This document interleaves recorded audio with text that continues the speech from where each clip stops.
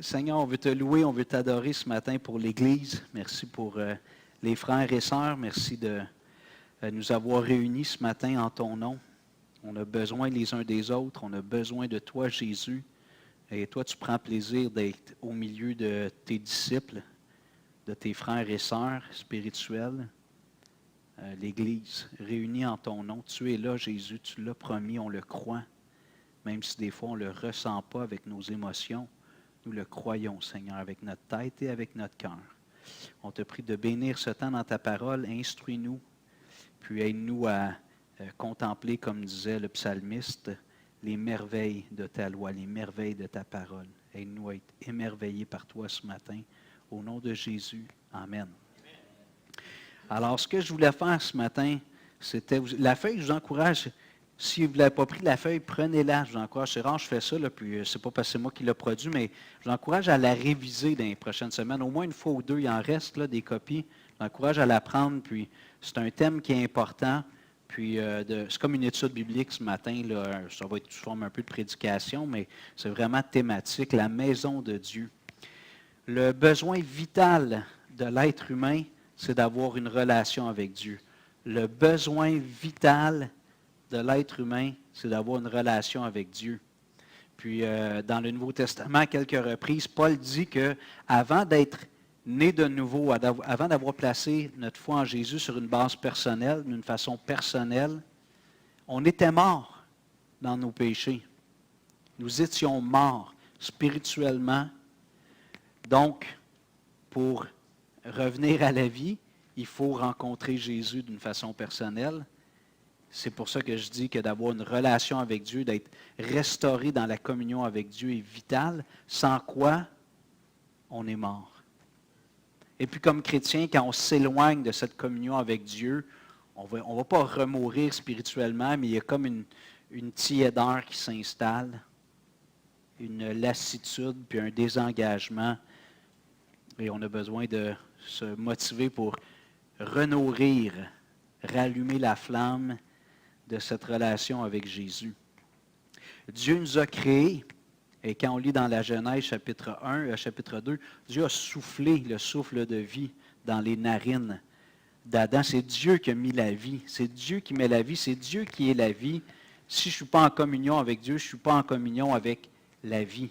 Donc, je suis plutôt dans la mort. Je ne suis pas en communion avec la vie. Malheureusement, le péché a entraîné la mort spirituelle, physique et éternelle.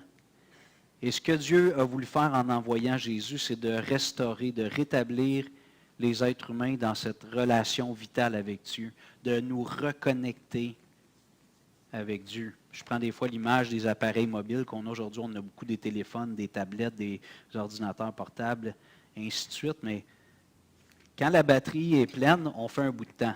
Chaque batterie a une durée déterminée, mais progressivement, elle se vide. Et si je ne veux pas que l'appareil s'éteigne, soit inopérant, je dois me rebrancher, pas vrai? Il faut que je le remette dans la source d'énergie. C'est la même chose pour l'être humain. On vient au monde, on est débranché, donc on est mort. Et quand on vient à Jésus, Dieu nous rebranche, puis comme chrétien, on doit garder cette relation, un peu comme un appareil électrique qui a besoin d'être rechargé ou d'être à la limite, idéalement, constamment branché sur la charge. Dans le cas des appareils mobiles, on déconseille de les laisser toujours chargés. Ce n'est pas bon pour la longévité de la batterie, mais nous, les êtres humains, c'est bon d'être toujours branchés sur Jésus, sur Dieu. Et ce que j'aimerais qu'on fasse ce matin, c'est qu'on regarde à travers les Écritures de la Genèse à l'Apocalypse, la maison de Dieu, sur la terre, là où Dieu réside. Et évidemment, je ne ferai pas le commentaire à chaque fois, mais Dieu n'habite pas dans ce qui est fait par des mains d'hommes, on le sait. Les Écritures sont claires. Mais quand même, Dieu choisit qu'il y a un lieu physique, en quelque sorte, où il réside. Même si Dieu est infini et il n'y a rien d'humain qui peut le contenir, Dieu a choisi qu'il allait résider, que son nom allait être dans un endroit précis. Puis au fur et à mesure que l'histoire de l'humanité évolue, avance, l'habitation de Dieu se transforme et elle change. Et c'est ce que j'aimerais qu'on regarde ce matin. Alors, premièrement, Genèse chapitre 2, s'il vous plaît. Si jamais je n'ai pas le temps de terminer, je vais terminer en revenant des vacances.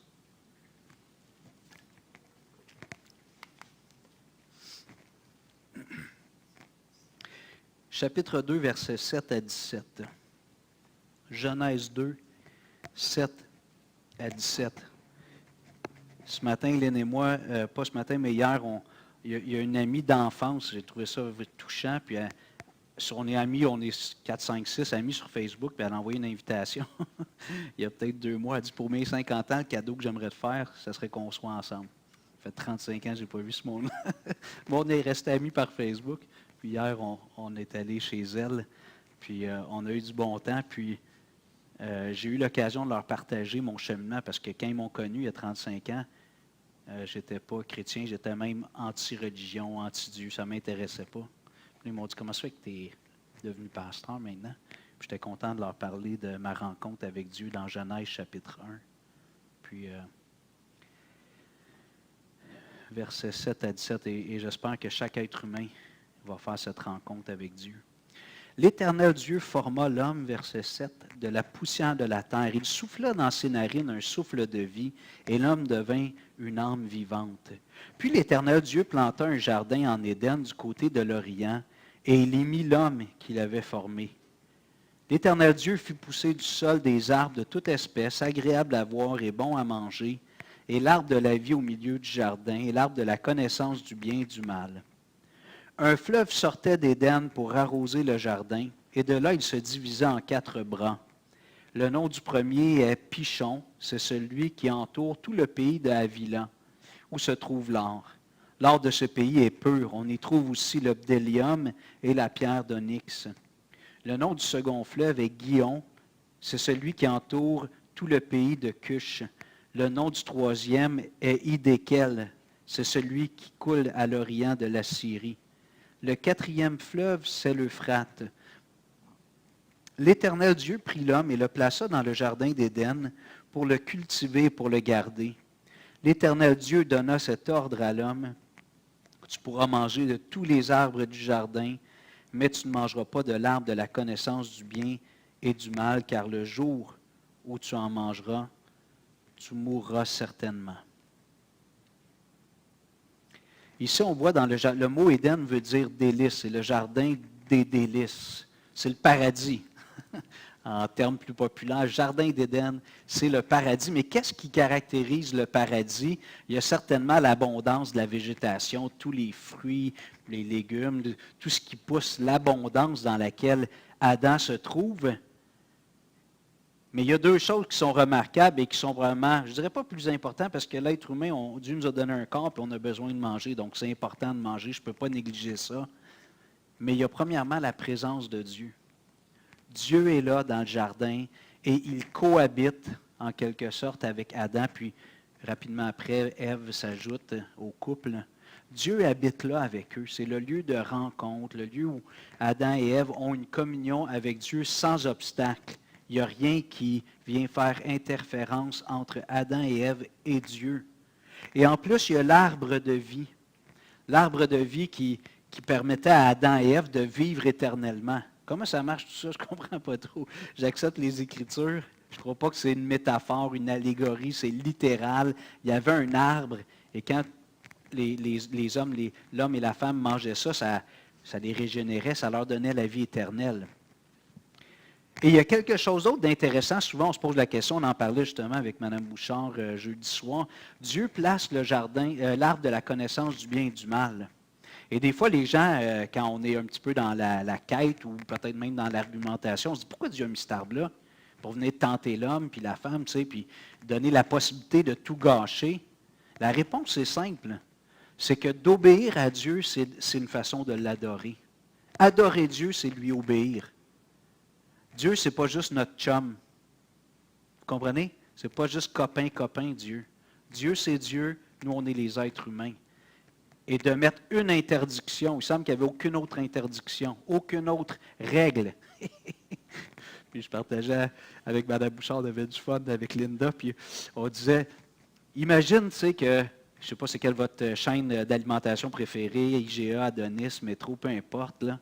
Puis le propriétaire dit, Nathalie, écoute, Je t'aime bien comme client, tu es fidèle depuis des années, puis je vais te faire une faveur.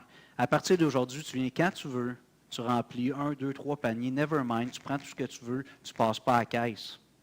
C'est tout à toi, aussi souvent que tu veux. René dit yes. Mais là, le gérant, il dit, il y a juste une canne. La canne, la conserve qui est là, elle, tu y touches jamais. Tu n'apprends pas. Qu'est-ce qu'on dirait du gérant Moses qui est cheap? Hein? Il n'est pas fin. Il me permet de venir prendre tout ce que je veux quand je veux, sauf une canne de conserve. Là, on dirait, il me semble, il est généreux, pas vrai? Mais ça nous fait grand. On dirait, qu'est-ce qu'il y a dans la canne? Qu'est-ce qu'il y a dans la canne? Pas vrai?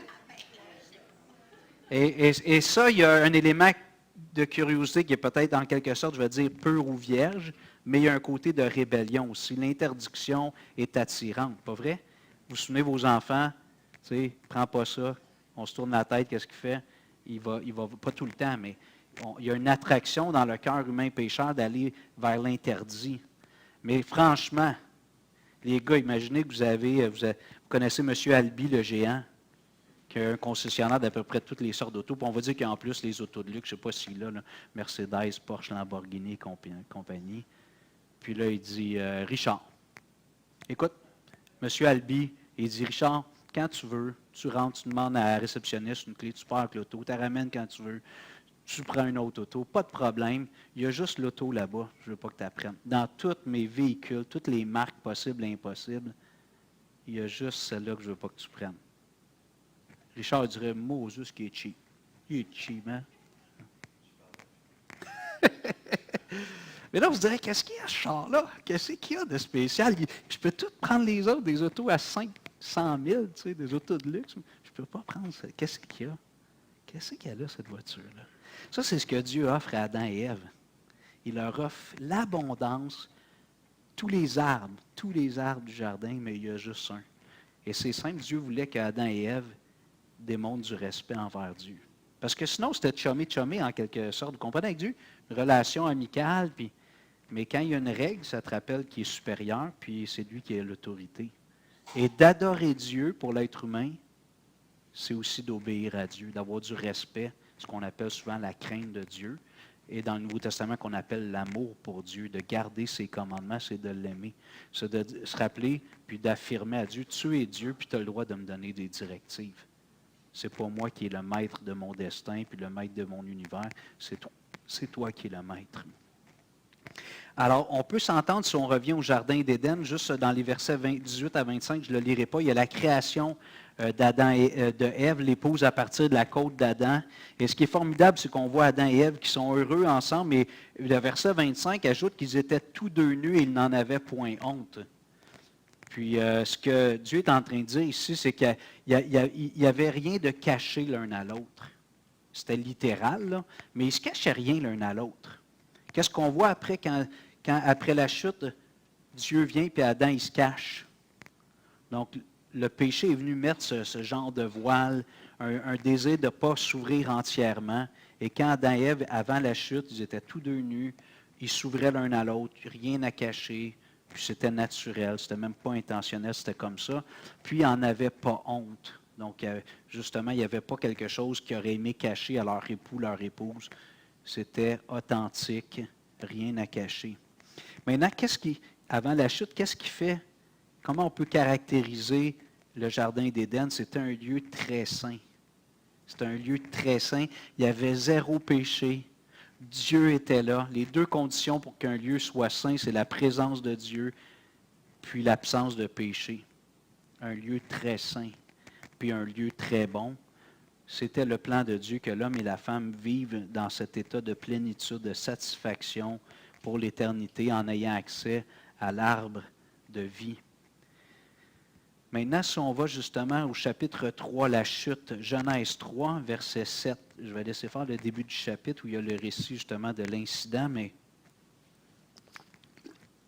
parce que j'ai beaucoup de passages, puis pour gagner un peu de temps, verset 7, alors Adam et Ève mangent le fruit, malheureusement, ils décident de ne pas respecter Dieu, de ne pas respecter le seul interdit. Les yeux de l'un et de l'autre s'ouvrirent. Ils connurent qu'ils étaient nus, et ayant cousu des feuilles de figuier, ils s'en firent des ceintures. Alors ils entendirent la voix de l'Éternel Dieu qui parcourait le jardin vers le soir, et l'homme et sa femme se cachèrent loin de la face de l'Éternel Dieu, au milieu des arbres du jardin. Mais l'Éternel Dieu appela l'homme et lui dit, « Où es-tu? » Il répondit, j'imagine, il est dans le buisson. « J'ai entendu ta voix dans le jardin et j'ai eu peur parce que je suis nu et je me suis caché. » Et l'Éternel Dieu dit, « Qui t'a appris que tu étais nu, que tu es nu? Est-ce que tu as mangé de l'arbre dont je t'avais défendu de manger? » L'homme répondit, « La femme que tu as mise auprès de moi m'a donné de l'arbre et j'en ai mangé. » Au lieu de dire juste, franchement, oui, j'ai désobéi, il essaie de pelleter ça dans le cours de sa femme. Blâmer l'autre. C'est pas moi, c'est sa faute. Hein? Dans quel sens tu dis? Ah oui, tu m'as mis la femme, tu m'as mis un paquet de problèmes finalement. Elle va remplir la carte de crédit. Verset 13, « Et l'Éternel Dieu dit à la femme, pourquoi tu fais cela? Elle fait pareil, envoie ça dans le cours du serpent. » Hein? La femme répondit, « Le serpent m'a séduite et j'en ai mangé. » Voyez-vous comment ils sont tordus? Dès la fraction de seconde qui suit la chute, là, on les voit tordus. Premièrement, ils ne veulent plus être authentiques l'un envers l'autre, il faut qu'ils se cachent. Tout d'un coup, ils sont gênés d'être nus, il y a de la honte. Après ça, Dieu appelle, ils vont se cacher, hein, comme un chien. Je ne sais pas si ceux qui ont des animaux, mais je ne sais pas si ça vous arrive, votre chien, vous arrivez à la maison et il a fait quelque chose qu'il ne fallait pas. Là, tu lui dis, « Pikey, viens ici. » « Eh, mon ami. » La tête, et des fois, ils ne viennent même pas, ils savent. Je ne sais pas si vous avez... C'est comme ça avec nos enfants aussi. Puis on est comme ça aussi. Mais Adam et Ève se cachent. Et là, quand Dieu les interroge, ils blâment les autres. Au lieu de prendre leur responsabilité, ils se mettent à blâmer la femme puis le serpent. Donc, la relation avec Dieu a été brisée. La relation qui était sans obstacle, maintenant, c'est fini. Ils ont honte. Ils ne veulent pas se présenter à Dieu, ils se sentent coupables, ils se cachent, la relation est altérée. Entre eux également, la relation de couple qui était parfaite, maintenant est altérée. La guerre des sexes vient de commencer. Et la Bible nous dit dans Romains 5 que par le péché, la mort est entrée dans le monde. La mort spirituelle, elle a été instantanée. Lorsque Adam et Ève ont voulu se cacher de Dieu, puis il y avait de la honte, au lieu d'aller dans la transparence puis la confession spontanée, bon, il aurait péché quand même, mais là, il y a une rupture avec Dieu, la mort spirituelle. Puis on partageait justement avec Mme Bouchard cette semaine, on lui disait la mort, on a tendance souvent à les définir comme l'absence de vie. Hein, la mort, c'est l'absence de vie. Mais on peut la regarder aussi sous un autre angle, la mort. La mort, c'est une séparation. Quand quelqu'un meurt, son corps reste là, mais son âme n'est plus là. Vous êtes d'accord? Il n'y a plus de vie. Son âme est partie. Le corps est inanimé. Quand quelqu'un meurt, un proche, on ne pourra plus avoir de relations fraternelles ou amicales avec. La personne est partie. Il y a une séparation dans les relations, une séparation du corps et de l'âme, une séparation avec les gens autour de nous. Donc la mort, on peut aussi la définir comme étant une séparation. Et la mort spirituelle, ce qui est survenu quand Adam et Ève ont désobéi, c'est qu'ils ont été séparés de Dieu. Et cette mort-là qui a entraîné, ce péché-là a entraîné le fait que Dieu les a chassés du jardin. On va le lire, Genèse 3, versets 21 et à 24. « L'Éternel Dieu fit à Adam et à sa femme des habits de peau, et il les en revêtit. L'Éternel Dieu dit, « Voici l'homme est devenu comme l'un de nous pour la connaissance du bien et du mal. Empêchons-le maintenant d'avancer sa main, de prendre de l'arbre de vie, d'en manger et de vivre éternellement. » Et l'Éternel Dieu le chassa du jardin d'Éden pour qu'il cultive la terre d'où il avait été pris. C'est ainsi qu'il chassa Adam, et il mit à l'orient du jardin d'Éden les chérubins qui agitent une épée flamboyante pour garder le chemin de l'arbre de vie. Donc, Adam et Ève sont morts spirituellement. Dès qu'ils ont désobéi, ils étaient morts spirituellement. On voit les effets lorsque Dieu les visite dans le jardin. Deuxièmement, Dieu leur interdit les chasses du jardin, qui était la maison de Dieu, le lieu de résidence, là où l'homme et la femme rencontraient Dieu. Dieu les chasse et en plus, ils n'ont plus accès à l'arbre de vie. Donc, mort spirituelle, mort physique éventuellement.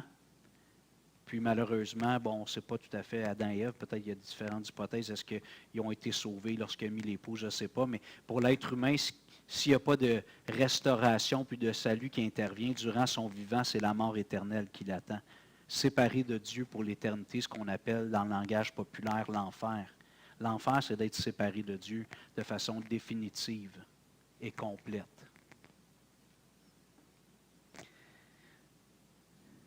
Alors, le lieu saint, là où l'homme et la femme pouvaient rencontrer Dieu, c'était le jardin d'Éden, un lieu de plénitude, un lieu satisfaisant, un lieu riche, abondant. Ils ont été chassés. Plus de rencontres avec Dieu. Maintenant, ce qui est formidable dans le passage qu'on vient de lire, puis on aime souvent souligner au verset 21, c'est le fait que Dieu n'abandonne pas l'homme et la femme. Il y a un grand drame qui doit être réparé. Mais Dieu est là, puis il ne lâche pas, il leur donne des habits faits de peaux d'animaux qui sont pas mal plus durables que des feuilles. Il leur donne, puis comme on aime souligner, ce n'est pas écrit, mais on pense que c'était implicite, il y a des animaux qui ont dû être immolés, qui sont morts, pour pouvoir prendre leur peau puis couvrir Adam et Ève. Donc, c'était une préfiguration des sacrifices d'animaux et éventuellement le sacrifice de Christ. OK, maintenant, on va un petit peu faire un saut dans le temps. Les siècles passent. On estime peut-être 2 millénaires, en tout cas, c'est des estimations avec les générations qu'on a, peut-être même 2 millénaires et demi. L'être humain se répand sur la terre. Il y a la tour de Babel, le déluge, la tour de Babel. Donc, Dieu est obligé encore d'intervenir puis de juger l'humanité. Mais Dieu est toujours là. Puis il y a un point où Dieu décide qu'il va intervenir. Puis il voit l'être humain qui, malgré l'amour de Dieu, on l'a vu la semaine passée, c'est Dieu qui remplit nos cœurs de joie, qui nous donne les saisons, l'abondance. Malgré ça, les êtres humains, naturellement, ne veulent pas avoir Dieu dans leur vie. Mais Dieu ne lâche pas. Il ne nous a pas lâchés. Tu sais, quand les gens ont peur là, de la guerre atomique puis qu'on va s'autodétruire, c'est impossible. Ça, c'est une perspective de l'avenir sans Dieu. Ça se peut que Dieu utilise des bombes atomiques pour détruire un tiers de la population mondiale. Je ne sais pas. Mais une chose est sûre, c'est que l'être humain ne s'éteindra pas. Dieu a racheté un peuple nouveau, puis ce peuple-là, on va le voir à la fin, va vivre dans la nouvelle création. Donc, comment ça va arriver, ce qu'on voit dans l'Apocalypse, la destruction des grandes proportions de l'humanité, je ne sais pas. Mais, et si ça t'inquiète, je t'encourage à trouver la confiance en Dieu. Je n'ai pas le goût de mourir avec une explosion nucléaire, honnêtement, mais ça doit aller assez vite. Mais ça ne me tente pas. Ça ne me tente pas. J'aimerais mieux mourir tranquille dans mon lit, entouré de mes bien-aimés. Mais comme enfant de Dieu, ça va être juste une petite douleur, quelques instants. Et là, je vais basculer dans la gloire, où il n'y aura plus de douleur. Ça va être merveilleux. On fait un saut dans le temps. Donc, Dieu choisit de sélectionner un homme, Abraham. Puis voyant que l'être humain ne veut rien savoir de Dieu, naturellement, il dit, écoute, je vais créer un peuple, je vais le constituer de toutes pièces. On sait que Dieu, c'est Dieu qui donne la vie, mais c'est précisé dans la Genèse. On voit entre autres Genèse chapitre 12, on peut y aller, Genèse chapitre 12. On avance un petit peu. Dieu choisit Abraham. Et l'objectif en choisissant Abraham, c'est de créer un nouveau peuple. Un peuple constitué de toutes pièces par Dieu lui-même. Pourquoi je dis de toutes pièces? Parce que Sarah était stérile et elle ne pouvait pas avoir d'enfant. Puis pendant des années, Abraham et Sarai, ont essayé d'avoir des enfants, puis ça ne fonctionnait pas.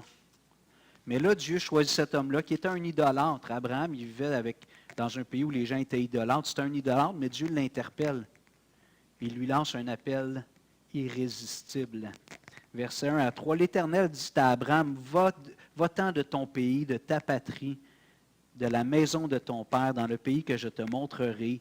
Je ferai de toi une grande nation et je te bénirai. Je rendrai ton nom grand et tu seras une source de bénédiction. Je bénirai ceux qui te béniront et je maudirai ceux qui te maudiront.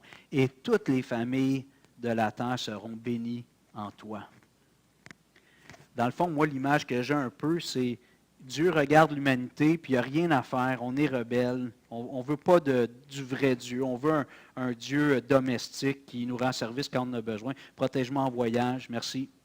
Mais Dieu a des attentes aussi envers toi. Il ne veut pas juste être un pourvoyeur occasionnel, il veut avoir une relation.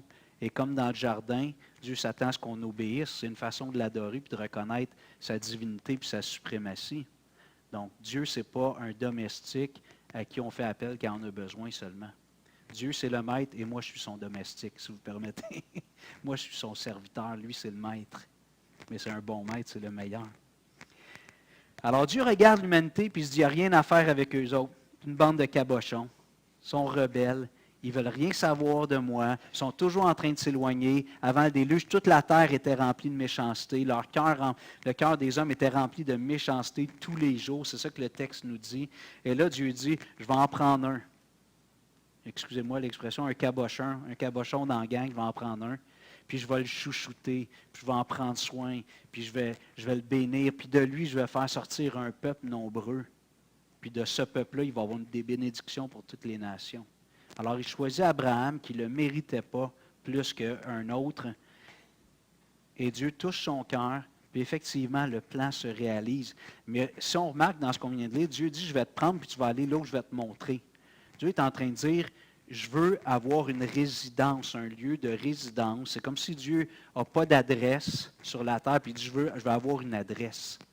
Parce que là, ça fait 1500 ans, 2000, 2500 ans que je n'ai pas d'adresse. Je veux que les gens sachent que Dieu habite là. Et ça se fait à travers un peuple qui aime Dieu, qui adore et qui sert Dieu. Parce que Dieu, ce n'est pas un être qui est dans sa tour d'ivoire, déconnecté du reste de l'humanité. C'est un Dieu qui est engagé envers l'être humain. Et là où Dieu est, il faut qu'il y ait un peuple de Dieu qui parle de lui, qui fasse connaître Dieu et qui soit aussi des réceptacles de sa faveur et de sa bénédiction. Maintenant, le temps passe, puis je survole rapidement l'histoire, mais les descendants de Jacob à Isaac, à 99 ou 100 ans, j'oublie toujours ce détail-là, mais puis Isaac, c'est le seul fils qu'il a de Sarah, son épouse. Isaac a 2 fils, Jacob et Ésaü. Lui aussi, sa femme était stérile en passant, fait que Dieu était intervenu dans la 2e génération aussi. Puis de Jacob et Ésaü, Dieu crée avec Jacob 12 fils, qui sont devenus les 12 tribus d'Israël. Puis là, le peuple d'Israël, avec Joseph, qui est l'avant-dernier de Jacob, qui a été vendu, vendu par ses frères, emmené esclave en Égypte. Quelques décennies plus tard, il est devenu le 2e, le vice-premier ministre, le vice-roi d'Égypte. Dieu l'a élevé de façon incroyable. Puis Dieu envoie sa famille, parce qu'il y a une famine là où ils habitent, puis il y a une famine dans toute la région. Puis en tout cas, vous connaissez peut-être l'histoire, mais Dieu a donné la sagesse à Joseph, c'est ça qui l'a élevé, de prévoir pendant 7 ans, pendant 7 années d'abondance, de mettre de côté pour les 7 années de famine, de sécheresse. Et là, il y a des greniers bien pleins, puis ils peuvent en vendre aux nations alentours qui viennent en acheter.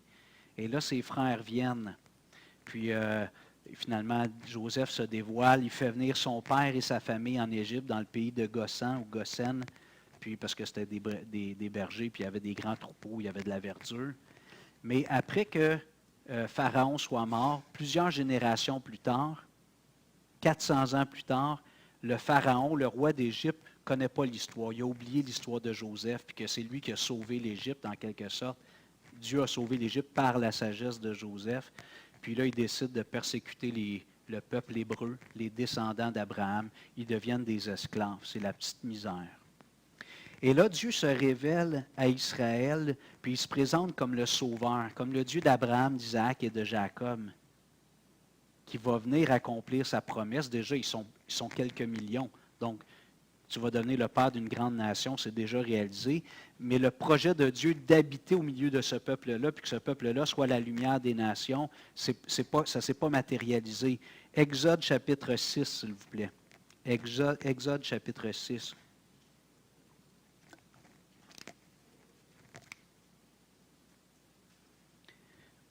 Versets 6, 7 et 8. Exode chapitre 6, versets 6, 7 et 8. C'est pourquoi dit aux enfants d'Israël, Dieu parle par Moïse, « Je suis l'Éternel, je vous affranchirai des travaux dont vous chargent les Égyptiens, et je vous délivrerai de leur servitude, je vous sauverai à bras étendus et par de grands jugements. Je vous prendrai pour mon peuple, et je serai votre Dieu. Et vous saurez que c'est moi l'Éternel, votre Dieu, qui vous affranchit des travaux dont vous chargent les Égyptiens. Je vous ferai entrer dans le pays que j'ai juré de donner à Abraham, à Isaac et à Jacob. Je vous le donnerai en possession, moi l'Éternel. Qu'est-ce que Dieu est en train de faire ici? Premièrement, il dit, je vais vous sauver. Et là, pour eux, c'est un salut physique, temporel. Ils sont esclaves, maltraités. Il dit, je vais vous enlever de là. C'est fini. Ensuite, il dit, je vais être votre Dieu et vous allez être mon peuple. Il l'était comme par héritage, mais Dieu dit, là, je me révèle à vous comme le Dieu qui sauve, le Tout-Puissant, puis je veux être dans une relation avec vous, Israël. Ce que j'ai vécu avec Abraham, Isaac, Jacob, Joseph, je veux le vivre avec vous de façon nationale. Chaque individu, mais le national, je veux être votre Dieu, je veux que vous soyez mon peuple. Et ensuite, Dieu dit, je vais vous emmener dans un pays, puis là, on va mettre mon adresse, mon lieu de résidence. C'est là que les êtres humains vont venir me rencontrer, éventuellement à Jérusalem, dans le temple. Mais étant donné qu'il allait avoir une période d'errance puis de voyage dans le désert, il fallait que Dieu ait une maison mobile, que j'appelle. Vous savez, c'est quoi une maison mobile? Il faut qu'il y ait une maison mobile. Et là, Dieu dit à Moïse, tu vas donner des ordres, vous allez construire le tabernacle, qui est une tente. Puis Dieu dit, c'est là que mon nom va résider. Alors, pendant le temps que vous allez voyager dans le désert, je vais être là dans ma maison mobile.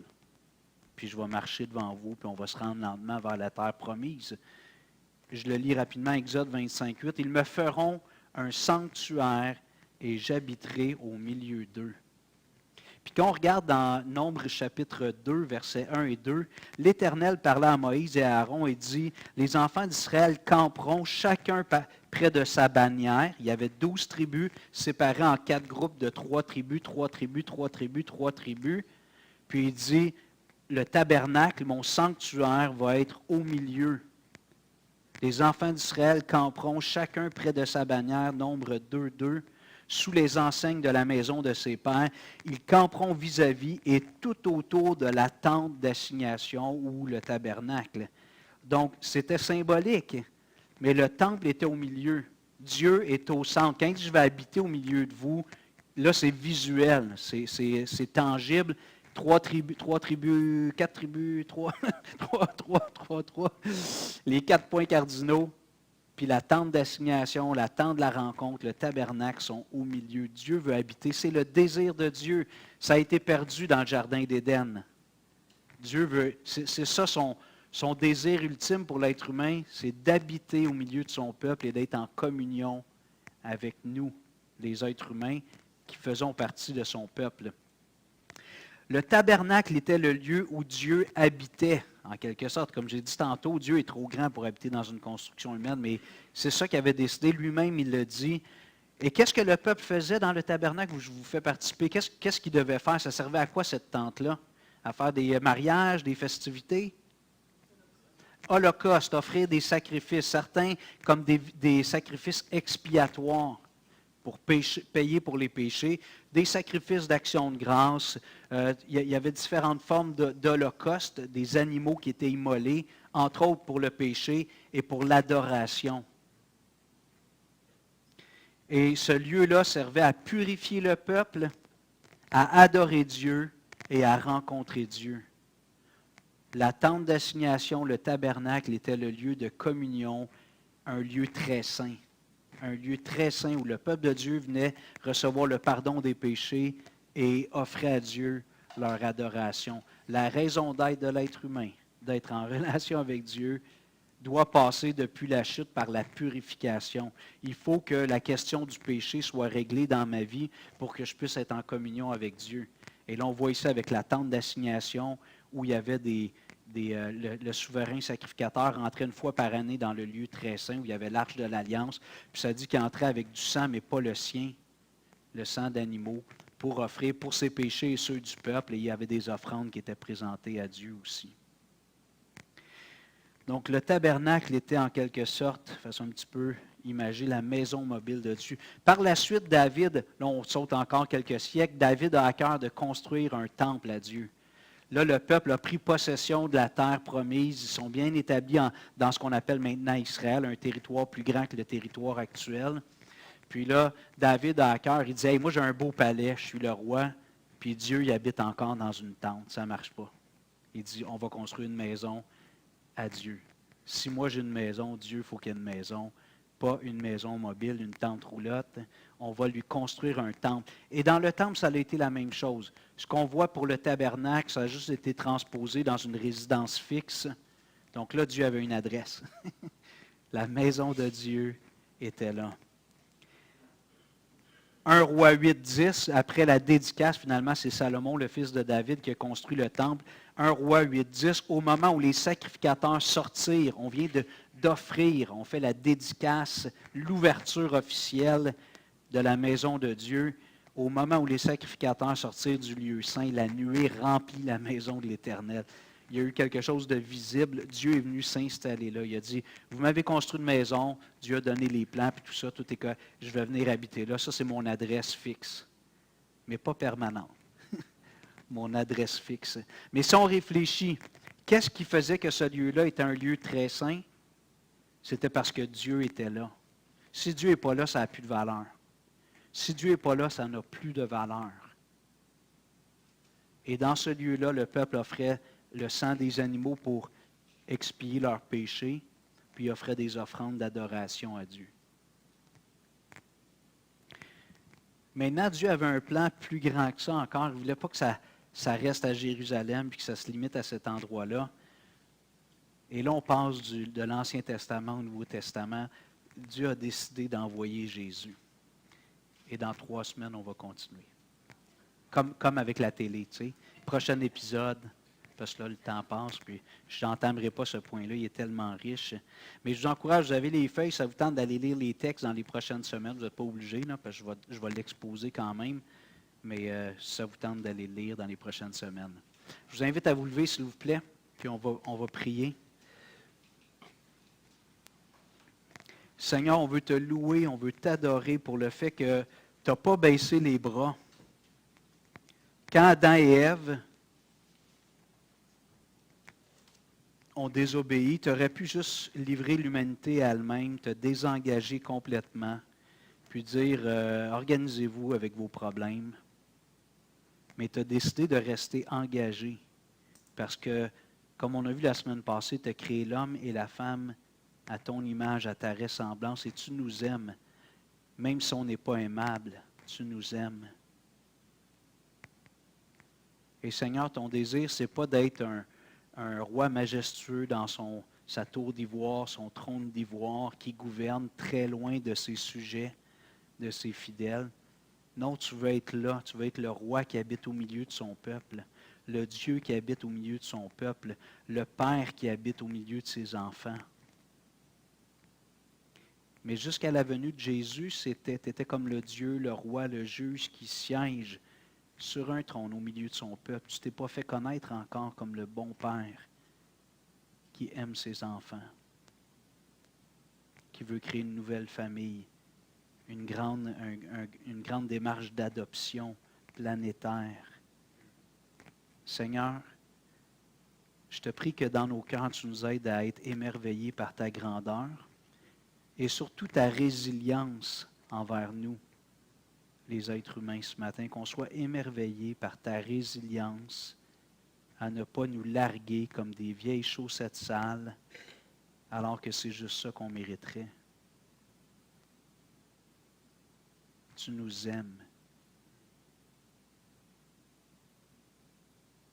Seigneur, merci d'avoir donné le tabernacle, le temple, pour essayer de reproduire un peu un microcosme de l'Éden imparfait, mais quand même un lieu où les êtres humains pouvaient enfin revenir rencontrer Dieu dans ses termes et conditions, purifiés dans l'adoration. Et Seigneur, ton amour n'arrête pas là. Déjà, c'est beaucoup. Mais tu as décidé de descendre dans un corps humain, dans la personne de Jésus, et de pousser ton amour encore plus loin pour nous. Seigneur, remplis nos cœurs de joie. Et je te prie que si quelqu'un n'a pas encore réglé le problème du péché dans sa vie, que cette personne fasse les démarches pour comprendre comment le régler. Ça va nous faire plaisir de l'aider. On va en parler davantage dans quelques semaines. Et Seigneur, que la communion soit rétablie.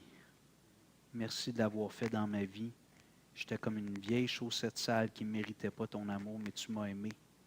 Alors que nous étions des pécheurs, Christ est mort pour nous.